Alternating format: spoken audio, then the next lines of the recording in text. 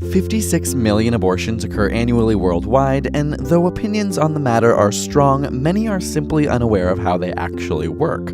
So, regardless of whether you're pro-life or pro-choice, what actually happens during an abortion? Abortion procedures range from taking a pill to surgical options, often based on availability or how far along a pregnancy is, and 92% of legal US abortions take place within the first 13 weeks of gestation. The oral tablet is effective 49 days from one's last menstrual period. Often containing mifepristone, it works by blocking the hormone progesterone. Progesterone promotes smooth muscle relaxation in the uterine wall throughout pregnancy, and so the pill causes the uterus to contract and the embryo to be expelled in what seems like a heavy period. Vacuum aspiration is a surgical procedure usually used up to 16 weeks after conception and is typically performed under local or general anesthesia.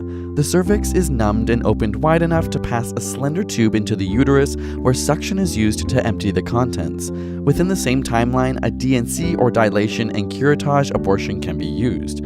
First, the cervix is dilated using small instruments or medication, and then a curette is used to remove the contents of the uterus. If a pregnancy is between 12 to 24 weeks, a D&E or dilation and evacuation abortion is likely used, although only 1.2% of abortions occur after 21 weeks. In a D&E abortion, the cervix needs to be dilated wider, often using osmotic dilators, which are short rods made of seaweed or synthetic material which absorb moisture and slowly stretch the cervix. These are usually inserted the day before surgery. Once dilated, fetal and placental tissue is removed via vacuum aspiration, forceps, and a curette. The decision to have an abortion after 24 weeks is extremely rare and often due to severe fetal anomalies. When abortions are allowed by the local law, they are one of the safest procedures in medicine, with case fatality rates less than 1 death per 100,000 procedures. In the US, the risk of death associated with childbirth is 14 times higher in women than that of an abortion. There are also myths that abortion is linked to an increased risk of cancer, as well as difficulties in conceiving or carrying a future pregnancy, but both of these claims have been refuted by extensive medical research. However, unsafe abortions practiced by individuals without the necessary skills or in an environment that does not conform to medical standards cause an estimated 68,000 women to die yearly, while a further 5 million suffer temporary or permanent disability. Methods range from ingesting toxic solutions, inserting foreign bodies into the uterus, and even trauma. The World Health Organization has called unsafe abortions a preventable pandemic. And laws that limit a woman's access to an abortion or make abortions illegal do not reduce the number of abortions. Countries where abortions are illegal have roughly the same number of abortions. What changes instead is the incidence of unsafe abortions. A 2011 study did find that state-level anti-abortion laws in Texas correlated with lower abortion rates in the state, but these results did not account for women traveling to other states with less restrictive laws to receive a procedure. Conversely, researchers have found that sex education and access to contraceptive methods do reduce the number of abortions by minimizing unwanted pregnancies. This can be seen in the abortion rates decreasing significantly in the developed world since 1990. Ultimately, access to legal abortions make women's lives safer and healthier.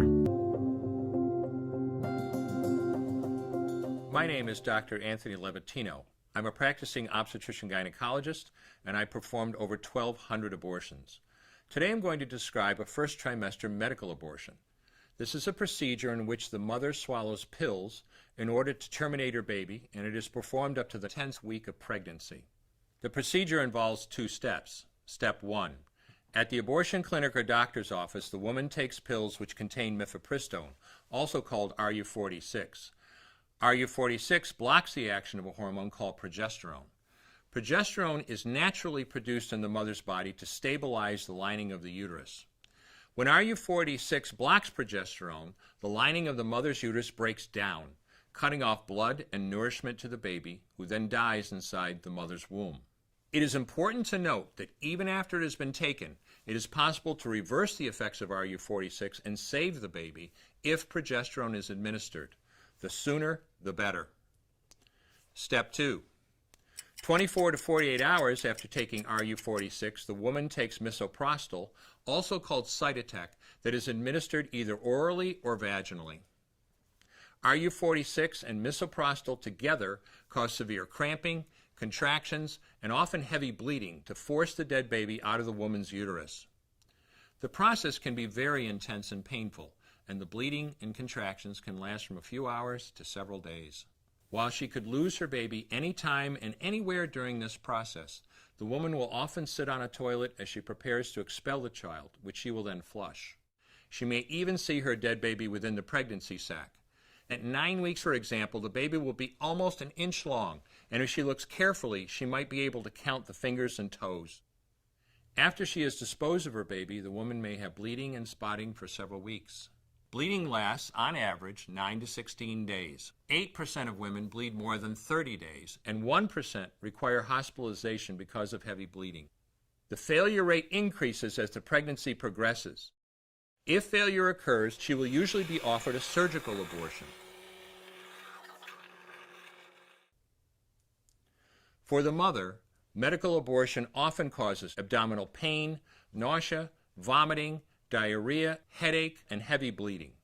Maternal deaths have occurred, most frequently due to infection and undiagnosed ectopic pregnancy.